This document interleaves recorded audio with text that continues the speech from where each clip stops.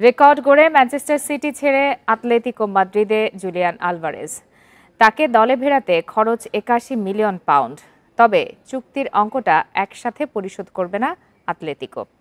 প্রাথমিকভাবে ৬৪ million pound দেবে Spanish ক্লাবটি। বাকি ১৭ মিলিয়ন থাকছে নানা শর্ত সাপেক্ষে। ম্যান সিটির ইতিহাসে এটি খেলোয়াড় বিক্রির রেকর্ড। এর আগে ২০২২ সালে ইংলিশ উইঙ্গার রাহিম স্টার্লিংকে ৫০ মিলিয়ন পাউন্ডে চেলসির কাছে ছেড়ে দিয়েছিল সিটি।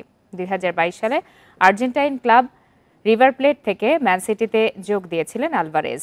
ক্লাবের হয়ে ১০৬ ম্যাচে করেছেন ৩৬ গোল। ফ্রন্ট লাইনে তারকার ছড়াছড়ি থাকায় বেশিরভাগ সময়ই সাইড বেঞ্চে থাকতে হতো আলভারেজকে।